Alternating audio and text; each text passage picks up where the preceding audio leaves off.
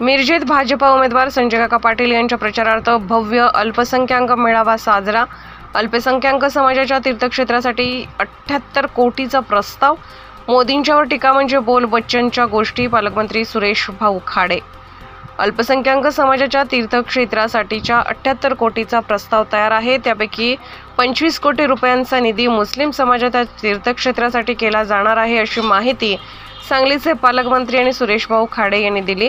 मिरज शहरात खासदार संजय काका पाटील यांच्या प्रचारार्थ आयोजित करण्यात आलेल्या अल्पसंख्याक कार्यकर्त्यांच्या मेळाव्यात खाडे हे बोलत होते। मोदींच्यावर टीका करणे म्हणजे बोल बच्चनच्या गोष्टी आहेत। अजून महाराष्ट्रातील लोक कर्नाटकात किंवा कर्नाटकातील लोक महाराष्ट्रात पाठवता आले नाहीत आणि विरोधक मात्र भाजप हे अल्पसंख्याक समाजाला पाकिस्तानात पाठवतील अशी चुकीची भीती दाखवत आहेत, असं सांगून खाडे पुढे म्हणाले, तुमच्या बापदाद्यांनी पाकिस्तान आणि बांगलादेश आपल्यापासून तोडला, त्यावेळच्या लोकांची काही चुकी नव्हती। आता सुद्धा गुण्यागोविंदाने सर्व समाज एकत्रित राहत आहेत, मात्र विरोधक नेहमी भाजपाविषयी अल्पसंख्याक समाजाला भीती घालत आहेत। यावेळी भाजपचे उमेदवार खासदार संजय काका पाटील, भाजपचे अल्पसंख्याक विभागाचे प्रदेश अध्यक्ष इद्रिसभाई मुलतानी, अल्पसंख्याक प्रदेश सचिव फारुखभाई जमादार, FMJ ग्रुपचे हाजी मोसाभाई जमादार व असंख्य पदाधिकारी कार्यकर्ते उपस्थित होते। आज महायुतीच्या उमेदवाराच्या प्रचारात संजय काकांच्या प्रचारात आज मिरजमध्ये अल्पसंख्याकांच्या आयोजन आणि मेळावा भरला गेला। यासाठी उपस्थित असलेले आपल्या महाराष्ट्राचे अध्यक्ष मुलतानी तो उपस्थित आहेत। बरोबर आहे, सगळे सहकारी इथे उपलब्ध आहेत। आमचे शहराध्यक्ष गाठवण आहेत, बाकी सर्व कार्यकर्ते उपस्थित राहिले। त्यामध्ये निश्चितच एक वेगळं वातावरण आज मला बघायला मिळालं की जेणेकरून आज भाजपला मानणारा मुस्लिम समाज आता उभा राहिला आणि ह्या माध्यमातून आज बऱ्याच माता बहिणी आणि माझ्या कार्यकर्ते ह्या लोकांनी आज भाजपमध्ये मोठा संघर्ष प्रवेश केला।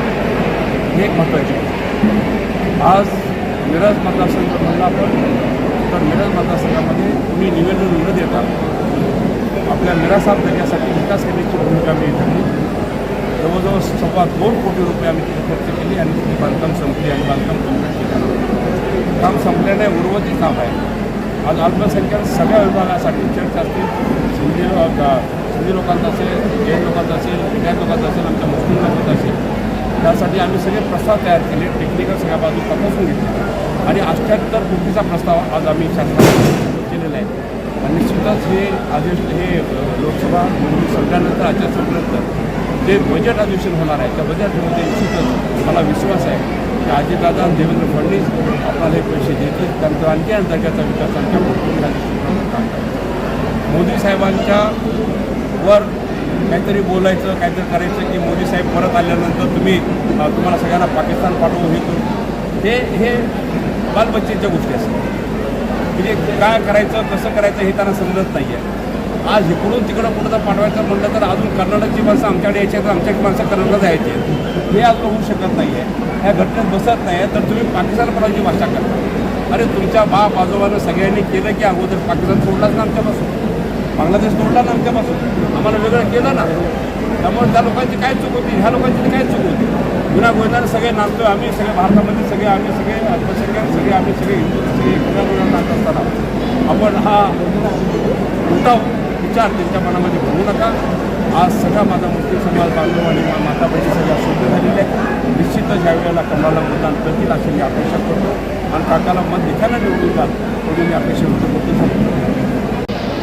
आमच्या मुस्लिम समाजाचा मेळावा या ठिकाणी फारुखभाई आणि त्यांच्या मित्रमंडळामार्फत या ठिकाणी आयोजित करण्यात आला होता।